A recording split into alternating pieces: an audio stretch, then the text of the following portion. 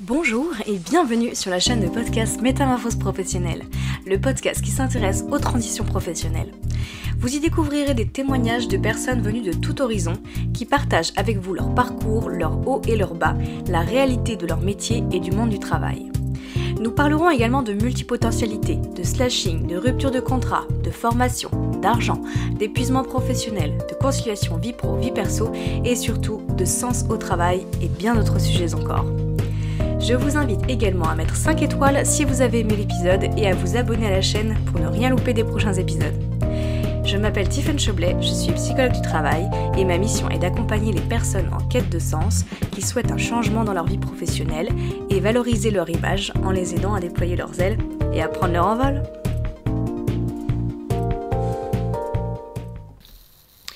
De la petite enfance au recrutement digital, en passant par le transport, mon invitée du jour, Rachel, essaie désormais de réconcilier les candidats avec les recruteurs en utilisant notamment une méthode peu commune dans le process de recrutement. Je vous laisse l'écouter. Bonjour Rachel. Bonjour. Je suis ravie de t'accueillir sur ce podcast Métamorphose professionnelle. Alors dis-nous un petit peu qui tu es.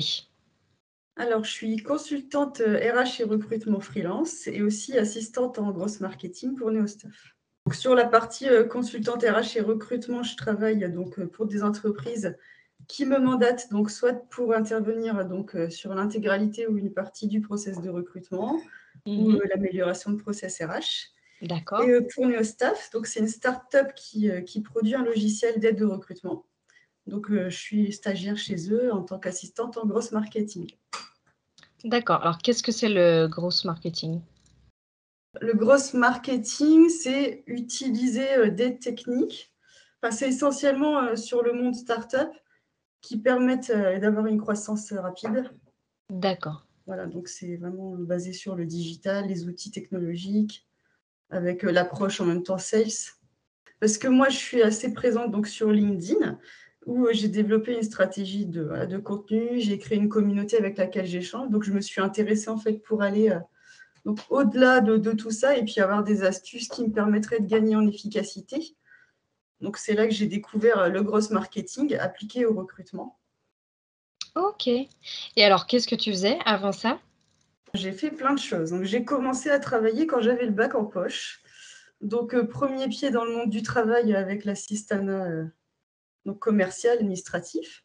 Donc, j'ai été secrétaire polyvalente dans différents secteurs d'activité pendant plusieurs années.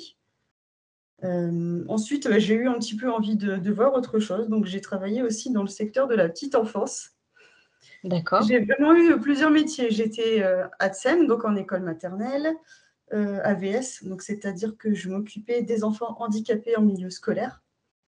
Ensuite, j'ai travaillé aussi dans les transports. Donc, j'étais conductrice, j'ai fait un petit peu beaucoup de choses. Puis, le Covid est arrivé. Ça faisait déjà quelques années que j'avais envie de reprendre mes études. Donc, là où je les avais arrêtées, c'est-à-dire au bac, et de faire un métier qui avait du sens pour moi. Le secteur des ressources humaines, j'y avais un petit peu touché quand j'étais assistante de gestion, parce que j'avais quelques missions RH qui me plaisaient pas mal. Et puis, j'avais aussi envie d'apporter ma pierre à l'édifice, de changer un petit peu les pratiques que je n'aime pas tellement dans le recrutement. Donc, voilà. Donc, c'est comme ça que m'est venue l'idée de cette reconversion. Et de quelle manière tu changes les pratiques dans le recrutement ? En partageant ma vision, mes valeurs, aussi des techniques pour recruter autrement. Voilà. Je pense qu'il y a beaucoup de recruteurs qui ne sont pas forcément sensibilisés aux nouvelles méthodes ou aux pratiques. Donc, essayer aussi de réconcilier les candidats avec les recruteurs, parce que c'est vrai qu'on a un métier qui a mauvaise presse. Donc, en se positionnant plus en coach pour les candidats qu'en recruteur qui porte un jugement sur le parcours du candidat. D'accord. Et là, donc, juste si on revient sur les expériences précédentes, tu disais que tu avais travaillé donc dans la petite enfance et ensuite que tu as été conductrice dans le domaine du transport. Comment tu es arrivée de l'un à l'autre ? Par hasard. C'est des opportunités qui se sont présentées comme ça. C'est vrai que que j'avais mes enfants qui étaient petits et je cherchais un emploi qui me permettait de concilier ma vie professionnelle avec ma vie familiale, donc d'avoir des horaires allégés ou des horaires adaptés. Donc c'est comme ça que je suis arrivée dans la petite enfance. C'est vrai que j'aimais beaucoup travailler au contact des enfants et puis voilà, je me suis dit pourquoi pas. Ça me permet de faire un métier qui me plaît et en même temps pouvoir concilier avec la vie familiale. Donc ça, c'était pas mal. Après, c'était que des postes de remplacement. Donc ça n'a duré qu'un temps. Ensuite, donc le Pôle emploi m'a proposé de travailler en tant que conductrice. Donc c'était un temps partiel. Donc je me suis dit pourquoi pas, allons-y. Donc tu étais conductrice, alors c'était dans le transport de marchandises ou transport de Non, dans personnes? le transport de personnes. D'accord, OK. Oui, il y a encore beaucoup d'opportunités, dans ce domaine.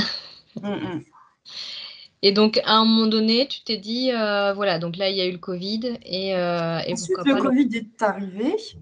C'est pas des métiers qui me déplaisaient, mais c'était pas vraiment des vocations, c'était plus des jobs alimentaires, on va dire. Donc ça va un moment. Ensuite, les enfants grandissent. Là, on se dit, c'est peut-être le moment idéal pour réfléchir à ce que j'ai envie de faire de ma vie, de ma carrière. Voilà, donc le Covid est arrivé, les activités dans le transport, elles étaient au point mort, ce qui m'a laissé beaucoup de temps libre pour construire mon projet professionnel et puis commencer ma reconversion professionnelle. Voilà. Donc, du coup, pendant le Covid, j'en ai profité pour faire une VAE.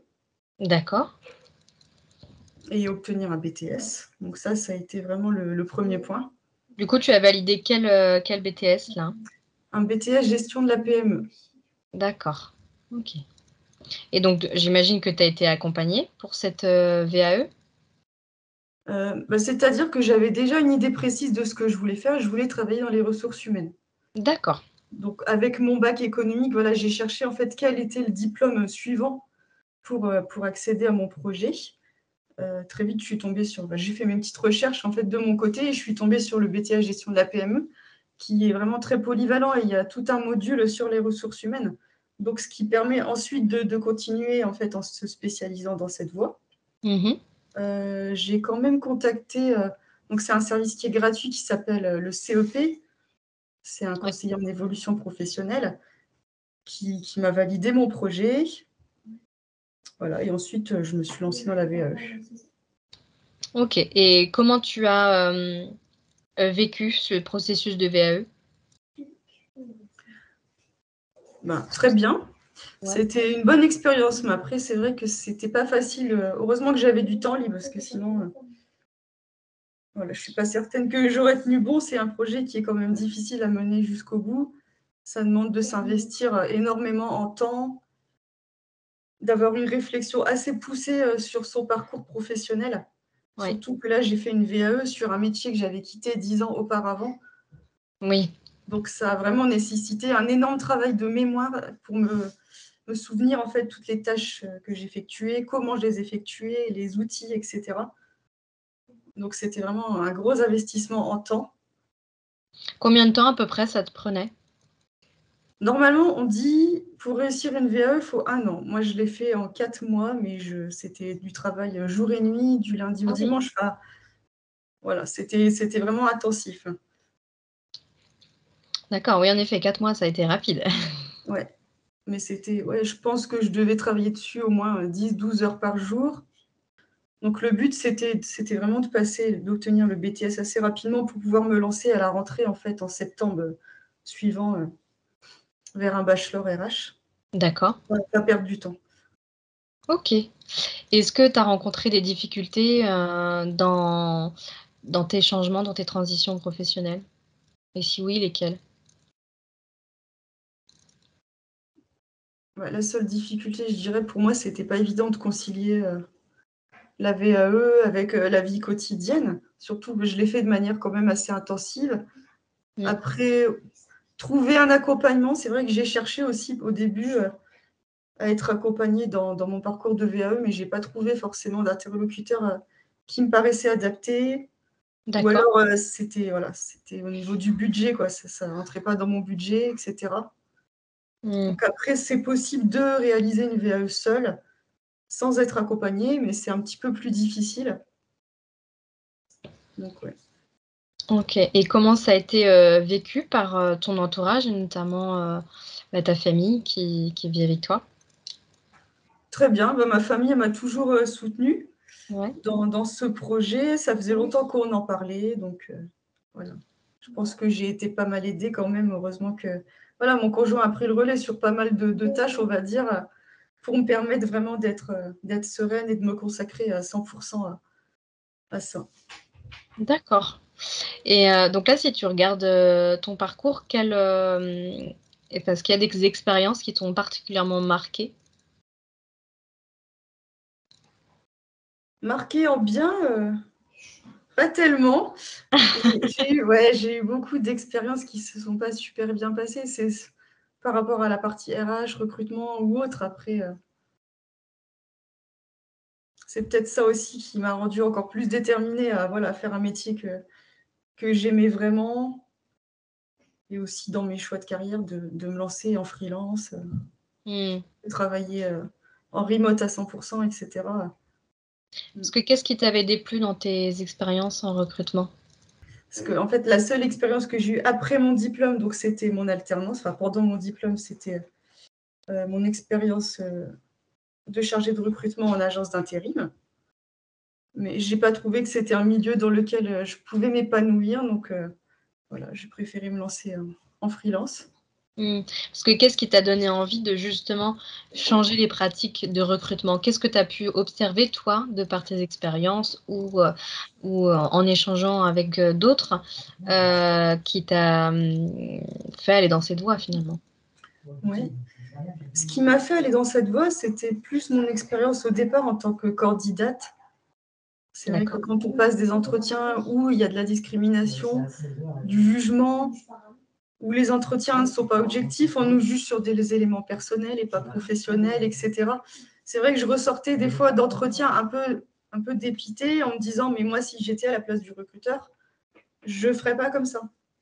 Mmh. Voilà, donc cette volonté-là de changer les pratiques, puis de montrer que le recruteur, ça peut être aussi quelqu'un d'humain, d'éthique, de redorer un peu l'image du recrutement et de montrer que tous les recruteurs sont pas pareils. Mmh. Tu as eu beaucoup d'expérience, de recrutement en tant que candidate? Comme j'ai changé beaucoup de fois de métier ou de secteur d'activité, oui, j'ai eu pas mal d'entretiens. Et Je à ne chaque saurais pas dire combien. et à chaque fois, tu sentais que c'était pas du tout la façon dont toi tu l'aurais mené? Ou il y en a au Ouais, contraire qui t'ont donné l'exemple justement d'un entretien tel que toi tu le conçois? oui, je suis tombée aussi sur des recruteurs, on va pas dire exemplaires, mais pour moi, c'était vraiment la façon dont je voyais l'entretien, voilà comment il devait être conduit, pour être bienveillant, pour être éthique. Oui, il y a aussi des recruteurs, mais Mmh. OK, d'accord. Et est-ce que, donc là aujourd'hui, tu es donc, indépendante, oui. et non plus, salariée ou en alternance. Est-ce que tu peux nous parler de cette expérience en tant qu'indépendante? Alors, c'est tout frais, mon expérience en tant qu'indépendante. J'ai ouvert, ma micro-entreprise en avril, donc j'ai commencé à recruter, pour des partenaires. D'accord. Et là, c'est un petit peu en pause comme, j'ai un petit peu, dévié plus, vers le marketing, le gross marketing. Donc pour le moment, c'est en pause, mais c'est toujours une activité que je fais en parallèle. Moi, je le vois vraiment comme un ensemble avec le marketing digital. Pour Ouais. moi, le recruteur d'aujourd'hui, il doit être vraiment, voilà, avoir une vision, de marketeur pour attirer les talents et pas Mmh. juste, poster des annonces et puis attendre, que le candidat, arrive, quoi. Et donc là, du coup, quelle différence ça fait d'ajouter cette dimension de marketing digital dans le recrutement? Ça va être plus dans le discours aussi, je pense qu'on a au candidat, l'image qu'on essaye de véhiculer, en produisant du contenu, par exemple, mais pas que sur l'entreprise qui recrute, aussi en accompagnant le candidat dans le process de recrutement, en lui donnant des conseils. Donc, on va dire en tant qu'indépendant, ouais, ça peut être toute la partie accompagnement candidat. Moi, je suis toujours de cette optique d'amélioration continue, donc que ce soit pour les candidats ou pour les entreprises, et partager son expérience, ses compétences en donnant des conseils. Mmh. Et quels conseils, par exemple, tu peux donner aux candidats? Qu'il faut oser, se démarquer, pas hésiter à produire des contenus, à faire entendre sa voix, à montrer sa personnalité, Mmh. à contacter aussi les recruteurs, à pas avoir peur d'aller de l'avant en fait et de pas attendre qu'il y ait un recrutement d'ouvert pour se faire connaître auprès des entreprises. Ouais. Et est-ce que toi, c'est des choses que tu as mises en application, déjà en tant que candidate, avant de pouvoir Oui, donner tes conseils? Ouais? ouais, c'est vrai que je donne beaucoup de conseils qui sont issus de ma propre expérience en fait, avec ce que j'ai testé, ce que j'ai vu qui a fonctionné. Voilà. Mm. Ouais, je Et pars beaucoup de ma propre expérience professionnelle, même quand je donne des conseils aux candidats, les exemples et tout, je ne dis pas, mais c'est toujours des exemples que je donnais quand j'étais en entretien. mmh. Et donc quand tu dis que tu as testé plusieurs choses, plusieurs, méthodes, est-ce que tu aurais un exemple à illustrer pour ceux qui écoutent, et que ça peut intéresser? La méthode qui a marché le plus pour moi, ça a été de construire mon profil LinkedIn et de commencer à produire des contenus, à partager ma vision, mes valeurs, Ouais, ce que j'espérais du monde du travail. J'ai vraiment vu une différence. C'est vrai que à la base, j'étais plutôt contre les réseaux sociaux. d'accord. Donc, à chaque fois que j'avais un coach recherche d'emploi, il me tannait pour que j'ouvre mon profil LinkedIn et je disais non, non, mais moi, jamais je serai là-dessus. Mmh. Et à partir du moment où j'ai commencé vraiment à m'y mettre, au début, c'est pas facile de se lancer. Mais ensuite, on y prend vraiment plaisir aussi d'échanger avec d'autres personnes dans notre cas, donc d'autres candidats en recherche d'emploi, avec des recruteurs qui nous donnent des conseils. Petit à petit, voilà, j'ai commencé à avoir des résultats. On m'a contacté plusieurs fois pour des propositions d'emploi. D'accord.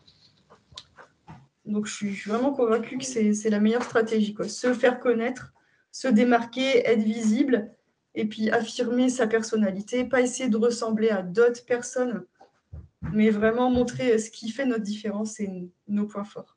Mmh. Et justement, bah, j'y viens. Qu'est-ce qui fait ta différence, toi, Rachel? La transparence, je dirais. Ce que je parle toujours avec ma voix, donc il y a toujours une partie où je donne quand même mon opinion, même si j'essaye de rester un peu neutre sur certains sujets. Ma vision, c'est pas quelque chose que j'ai lu et que j'ai copié sur quelqu'un d'autre, c'est vraiment personnel. Mmh. C'est peut-être pour ça aussi que ça marche bien, que j'ai beaucoup d'échanges ensuite avec ma communauté, de parler, d'être authentique. Donc là, tu parles de communauté, tu parles de communauté, je veux dire des fans ou des gens qui te suivent ou tu parles d'une communauté de professionnels qui exercent, le même métier que toi? Je dirais que c'est moitié-moitié dans mon réseau. Voilà. Ouais. J'ai autant des candidats qui m'interpellent pour me dire bah, j'ai appliqué tes conseils, ça a marché, ou j'aimerais que tu m'aides à faire ci ou à faire ça, que des recruteurs qui partagent la même vision que moi du recrutement et voilà, avec lesquels on échange beaucoup aussi en privé. Mmh. Tu as des liens qui se sont tissés, un réseau qui s'est développé Ouais, grâce à ça? oui. Et donc tu parlais de LinkedIn, est-ce que c'est ça qui a fait la différence en tout cas pour toi? Est-ce que tu es présente sur d'autres réseaux? Est-ce que vraiment tu mises tout sur ce réseau? Qu'est-ce que tu peux nous en dire de ton expérience? Pour l'instant, je mise tout sur LinkedIn. J'ai commencé Instagram avec quelques petites publications, mais c'est vrai que j'ai pas trop le temps de m'en occuper, donc ça donne pas grand-chose. Donc pour l'instant, c'est LinkedIn. Ensuite, on verra en fonction de mes projets comment ils vont évoluer. Voilà, si je trouve d'autres réseaux où m'épanouir et puis peut-être parler à d'autres cibles. Mmh. En même temps, ta cible est principalement, à mon sens, sur LinkedIn. Mm. Ouais. Mmh. D'accord et est-ce que tu as déjà eu des retours justement de personnes qui partagent pas du tout la même vision que toi sur le recrutement et qui a pu redire des choses peut-être sur ta vision? De temps en temps, il y a 2-3 petits commentaires un peu, voilà, pas trop en accord avec ma vision, mais en général, non, je pense que la communauté de recruteurs qui me suit, elle est plus alignée sur ma façon de voir le recrutement et les RH. Mmh. Je me suis entourée plutôt de personnes qui me ressemblent aussi, donc Ouais. Ouais, c'est important ça. Et tu parlais de projets tout à l'heure. Quels sont tes projets là, à l'avenir? Est-ce que tu en as, en cours et en en cours. projection? En ce moment, donc là, je suis à 100 sur le gross marketing jusque fin janvier. Après, je sais pas, je verrai si ça continue, si l'aventure NeoStaff continue ou si une autre aventure démarre. Voilà, des projets, oui, j'aimerais bien peut-être faire grandir un peu ma micro-entreprise, m'en occuper, mais tout en continuant dans le gross marketing. Déménager à l'étranger, pourquoi pas. Voilà. Ouais. D'ailleurs, comment tu travailles? Est-ce que tu travailles essentiellement à distance? Est-ce que tu travailles en présentiel? Non, il n'y a pas de présentiel, moi, c'est que du distance Ouais. à 100. Et tes clients, c'est quel type de clients? Bah, ça dépend. Là, mon partenaire, c'était un cabinet de recrutement. Pareil, qui recrutait que en distanciel. Donc après, ça peut être aussi des entreprises, voilà, de toute la France qui me sollicitent pour les aider sur une partie de leur process. Ce sont des entreprises de quelle taille à peu près ou de quel secteur, d'activité? Est-ce que tu as Non, je suis pas spécialisée par secteur d'activité. Mmh. Donc là, dernièrement, j'avais beaucoup développé la partie ingénierie, aéronautique, et cetera, donc pour des ESN. Donc je recrutais essentiellement, dans ce secteur d'activité-là. D'accord, Mais après, pour l'instant, je me suis pas spécialisée dans un domaine en particulier. d'accord. Est-ce que c'est un souhait à l'avenir ou pas forcément? Je ne sais pas. Parce que de ce que je vois, c'est que on a l'impression en tout cas que tu aimes la diversité. On en parlait un peu en off et puis en effet quand on voit, ton parcours et les changements, on se dit: «Bah, oui, en tout cas, il y a une facilité à changer». Et donc on pourrait imaginer en effet que, peut-être, tu peux avoir une diversité en effet de clientèle ou, Ouais, ouais, j'aime bien, être polyvalente, pas toujours faire la même chose, donc la nouveauté, ouais. Donc là, tu te formes un peu au growth marketing. Est-ce Mmh. que, tu as d'autres formations, que tu aimerais, ajouter, je dirais, pour, ajouter une corde à ton arc? Oui, c'est prévu. En même temps, je me perfectionne à l'anglais. Donc D'accord, j'aimerais bien parler couramment, puis parce que mon projet, c'est aussi de déménager, peut-être en Suède, voilà, ça, c'est un de mes grands rêves. Donc d'accord.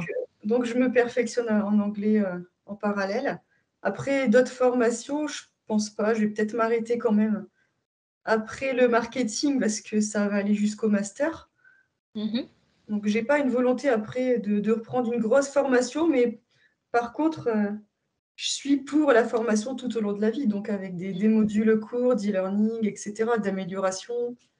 Ça, c'est ça a toujours fait partie de moi. Je me suis toujours formée en fait, de mon côté. J'ai pas attendu d'entrer dans une formation avec un cursus diplômant pour me former. Voilà, je regarde toujours un petit peu ce qui se passe à gauche, à droite, Mmh. voilà, pour être plus performante. Et là donc tu avais, donc fait valider une VAE, hein, tu es passée par la VAE pour valider Ouais. un BTS gestion de la PME.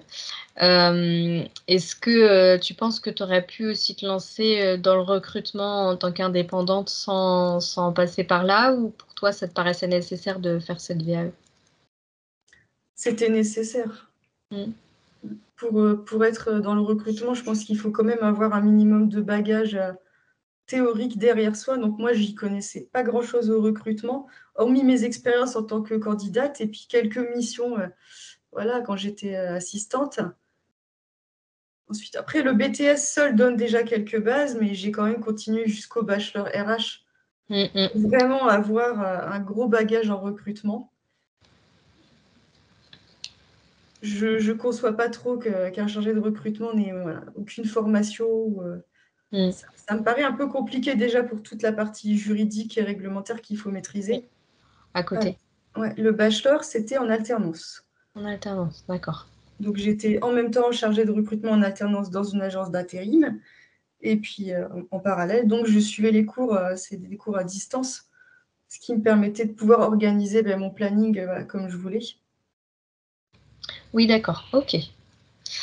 Et donc là, tu disais que bon, là, ton alternance dans une agence d'intérim, c'était pas forcément ce qui te convenait. Est-ce que tu n'as pas, enfin, est-ce que tu as essayé de faire plutôt du recrutement, mais dans un autre type de structure, un autre type d'entreprise? Ou c'était vraiment pas ce qui te convenait? Tu préférais l'indépendance? Non, c'est vrai que je suis passée directement de mon expérience en alternance à j'ouvre ma micro-entreprise. En fait, c'était une entreprise que j'avais déjà ouverte il y a 10 ans, D'accord. mais que j'avais pas eu le temps vraiment de développer, donc j'avais très vite arrêté. Et ça faisait déjà un petit moment que je pensais à la rouvrir. Après, j'ai plutôt un caractère indépendant et autonome, donc ça me correspond plus, on va dire, l'entrepreneuriat ou alors un travail de salarié, oui, mais un peu sur le même modèle que l'entrepreneuriat, avec du remote, une flexibilité dans l'organisation, etc. Là où je pourrais m'épanouir, oui.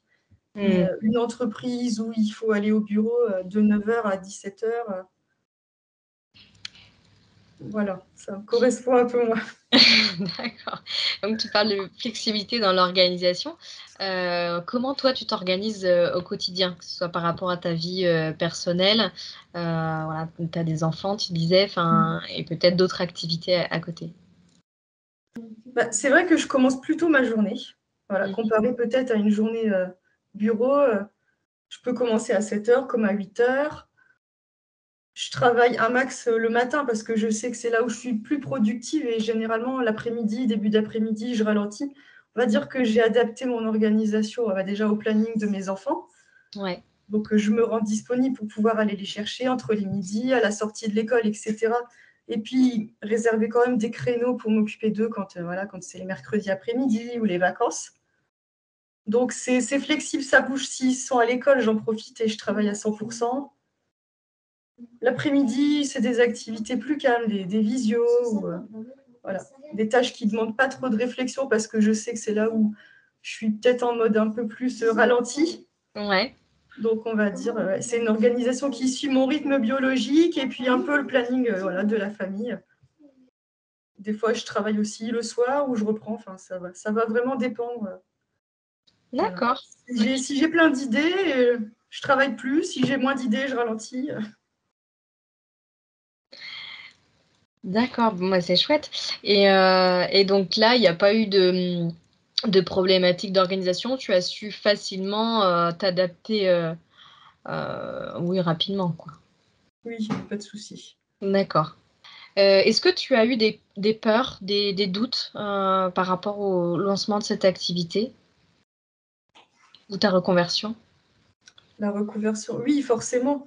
On n'est jamais sûr à 100% que ça va nous plaire. Peut-être au début, l'image qu'on a du métier, elle peut être un petit peu fantasmée. Quand on est confronté à la réalité aussi, ça peut faire un choc. Donc, oui, peut-être des doutes de temps en temps à me dire, est-ce que cette voie, elle est vraiment faite pour moi? Est-ce que j'ai bien choisi? Est-ce que ça me correspond? Puis, est-ce que derrière aussi, il va y avoir des débouchés? Parce que se reconvertir, enfin, passer des diplômes ou faire des formations, etc., c'est bien, mais si derrière, il n'y a pas de débouchés, voilà. Donc ça, c'était aussi une grande crainte de me dire, est-ce que je vais trouver du travail à la sortie de mon parcours de reconversion? Et comment tu t'es assurée de ça? Que justement c'était fait pour toi, que, il y allait avoir des débouchés? Qu'est-ce qui t'a rassurée là-dessus?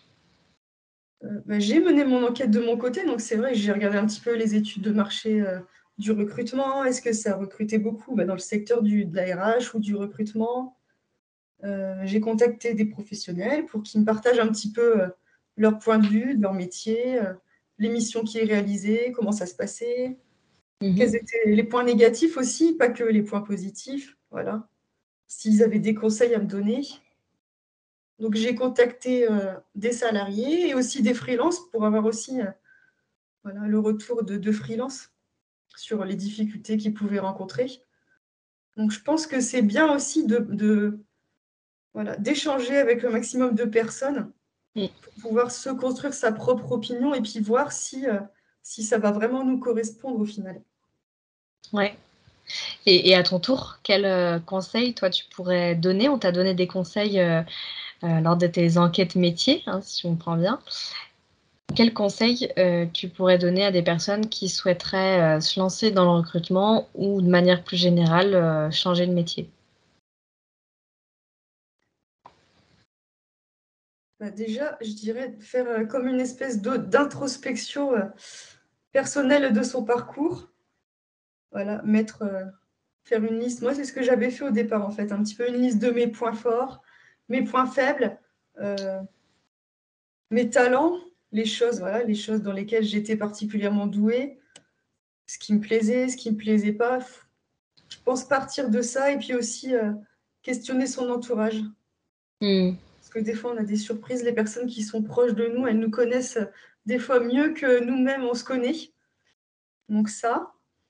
Et puis, pas hésiter à contacter, justement sur LinkedIn, ce qui est pas mal, c'est qu'on peut facilement contacter des personnes, que ce soit des professionnels du métier ou des recruteurs, etc. Je trouve qu'il y a quand même une grande solidarité et que les gens Mmh. nous donnent des conseils. On n'a pas beau... Rarement, ça m'est arrivé qu'on ne m'a pas répondu. Voilà. Mmh. Donc, il ne faut pas avoir peur d'aller à la rencontre de personnes. Même on se dit, ah, mais c'est quelqu'un de connu dans son métier, il va pas forcément me répondre. Mais en fait, pas du tout. Mmh. C'est la représentation qu'on en a. Oui. On se Et met des barrières tout seul un petit peu, en fait. tout à fait. Mm. Et est-ce que, c'était un choix déjà dès le départ de recruter uniquement à distance ou ça s'est fait, je sais pas, naturellement en fonction de la demande ou par opportunité? Pour ma micro-entreprise, oui, j'ai toujours voulu travailler à distance. Mmh. Après, je peux me déplacer occasionnellement si je travaille avec des entreprises locales. Mais pour l'instant, c'est vrai que ça ne s'est pas fait parce que le tissu économique autour de chez moi n'est pas extrêmement riche. Donc, j'ai plus, on va dire, été contactée par des entreprises d'Île-de-France parisienne, vraiment. Donc, clairement, pour moi, c'était travail en distance, pas question de passer 4 heures dans les transports. Voilà. Parce que là, tu es localisée où, si c'est pas indiscret? Je suis en Seine-et-Marne. D'accord.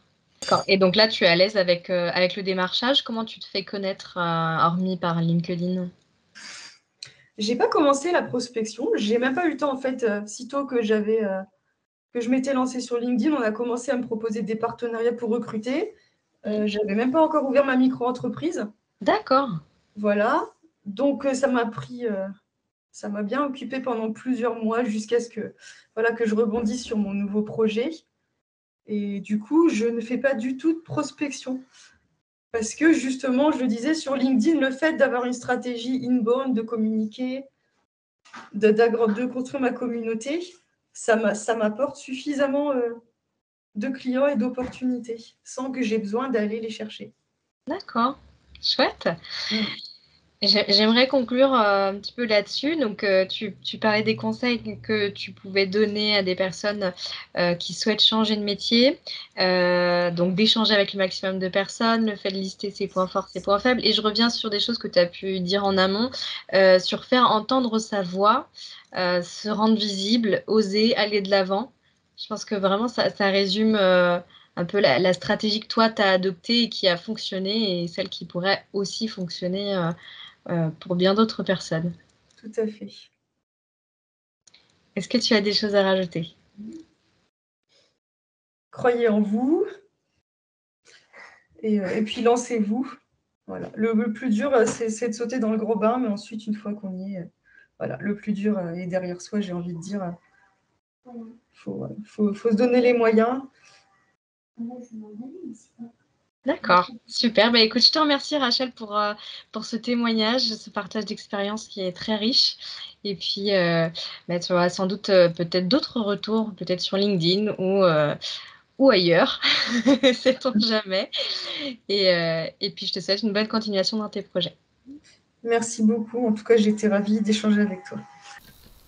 Je vous remercie grandement pour votre écoute de cette nouvelle métamorphose professionnelle et je vous invite tout de suite à vous abonner pour suivre les prochains épisodes, ainsi qu'à commenter, réagir et ajouter 5 étoiles si vous avez apprécié le podcast.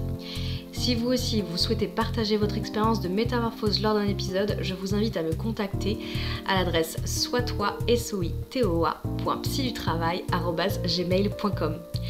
Si vous vous questionnez sur le sens de votre travail ou sur une nouvelle orientation professionnelle et que vous souhaitez être accompagné et bénéficier d'une écoute ainsi que d'une méthodologie pour opérer les changements nécessaires à votre vie, je vous propose de vous présenter gratuitement le parcours métamorphose à retrouver sur mon site internet www.soitoi-psychologue-du-travail.com. En attendant, je vous dis à bientôt pour une nouvelle métamorphose.